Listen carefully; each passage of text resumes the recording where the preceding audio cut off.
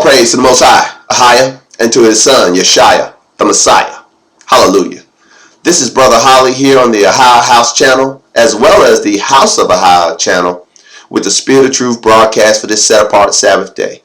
It is a beautiful day outside here in Central Florida. The water looks a little murky today. It's been windy, and it's a little cooler than it has been. But I give the Most High praise for another glorious, set-apart Sabbath day. Hallelujah. This week is going to be an update on my condition. As some of you know, that last Friday I was confirmed to have an active case of COVID-19, and I've been in COVID restriction since last Thursday, and I will be getting out of COVID jail, most high willing, on Monday, and I'm so looking forward to that, children. It'll be good to get in the car and be able to drive to the store. I mean, simple stuff. When you've been locked away for over a week, eating takeout, and getting groceries from neighbors. And I tell you, be thankful to the Most High for the people in your life who are your friends, neighbors, family. When something like this happens to you, I mean, really give the Most High praise for them. And don't get mad at your friends and loved ones for treating you like a leper. Because mine have, and it's been hilarious. I mean, people just basically drive by and just throw things out the car, blow kisses at me. Love you, brother.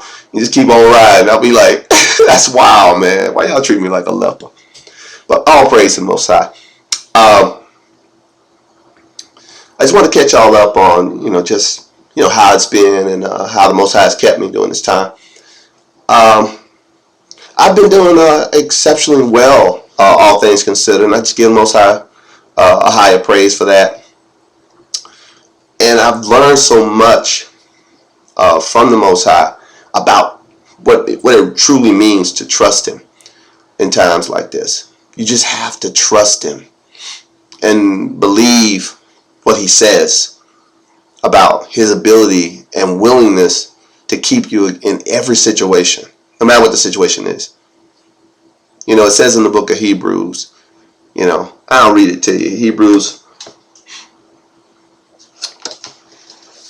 chapter 13, verse 5. Your mind should not love money, but what you have, you should be sufficient for you.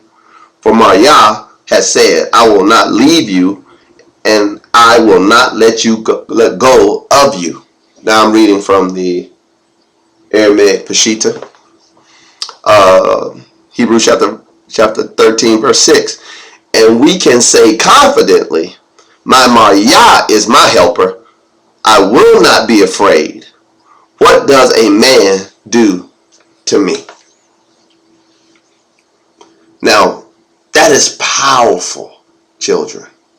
It says that our Yah, the Most High, is our helper.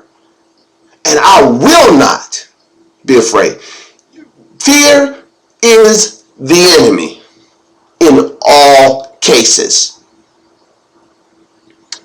And the most fearful thing about a COVID diagnosis, especially when you live alone, and you don't have anybody in your house but you, as is my case.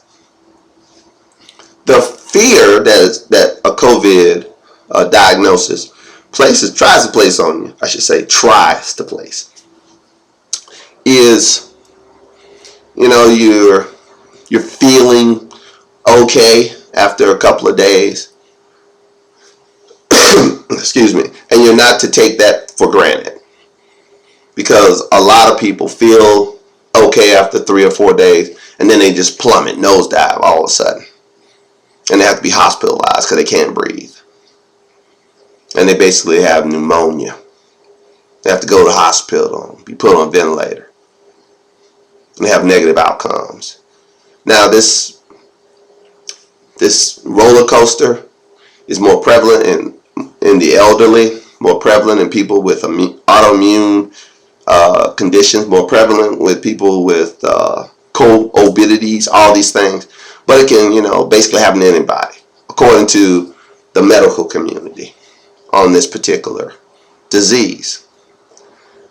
But I say this with all sincerity and humility, because you can get a lot of trouble, dispensing medical advice for COVID sufferers.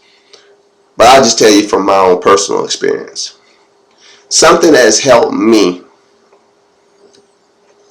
not get into that cycle of fear and dread is constantly knowing the two main indicators of how well you're doing with this particular virus.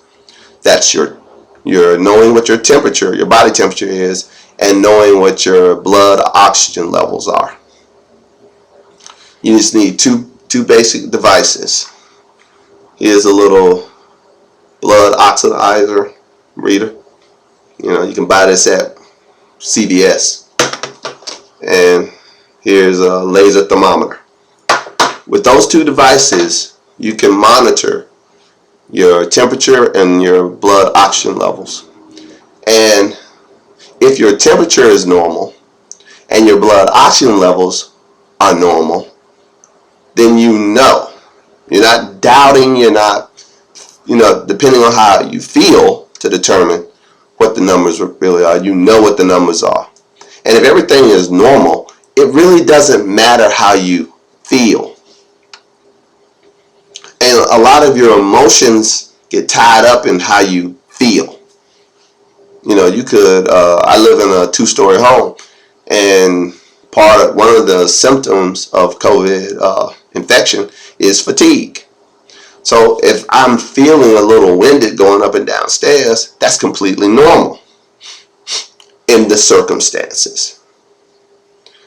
But shortness of breath is a serious complication with COVID infection. And if you feel shortness of breath, you might have a serious case, and you might be getting all in that cycle of fear that you need to go to the hospital. But you can just take your blood oxygen levels and see that you are indeed not in any kind of danger of having your oxygen levels too low, which is the problem when your breathing and your lung function is being impaired, that your blood oxygen levels get too low, and then your vital organs start not working properly. So it's imperative that you know that number as well as your temperature. And if you don't have a fever, then that's a good sign that your body, you know your status as a person who's been infected.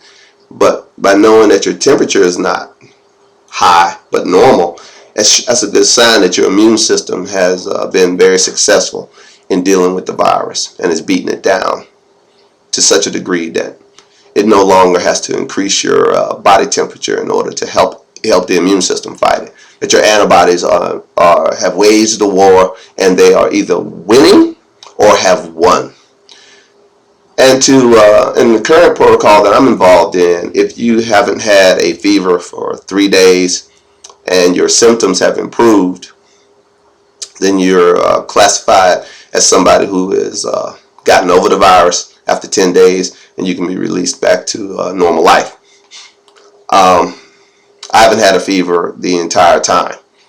I give all praise to the Most High for that. I think the highest my body temperature got was like 99.8, which unless it's 100.4, it's not medically qualified as a fever per se. And I only use aspirin, twice to reduce it from where it was back to normal range, and that was very early on. So I haven't used any fever reducing medications in over a week now. So I'm well within the 72-hour window of not having a fever, as well as my symptoms have improved. This time last week, children, I could barely taste the difference between coffee and Kool-Aid. I mean, everything tasted about the same, and I couldn't smell hardly anything at all last Sabbath. But today, I can not only smell, I can taste the difference between strawberries and blueberries, which Most High knows how much I love those two things. And I kind of, like last week, I kind of was forcing myself to eat, but I've been like craving things, and I've been eating Mexican food for the last 4 days, pretty much round the clock. I know they tired of hearing from me, man. I just keep calling them. And I got some hot wings for today, yesterday, so I'm looking forward to munching those down too. I'm really feeling a lot better, and I'm really thankful to the Most High for keeping me during this time. As the scriptures say, children, the Most High is my helper. I will not be afraid. I love that. What can a person do to me? I will not be afraid. Children, hear me. There is a vast difference between having faith in the Most High and putting your trust in the Most High. Before my COVID episode, the Most High had been gotten a hold of my heart about this very subject. And I'm so glad he did by his Spirit.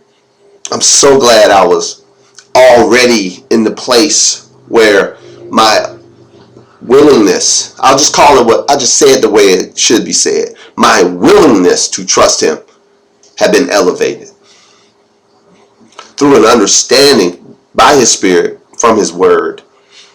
The Most High showed me the difference. First, theoretically, and now I've experienced the difference.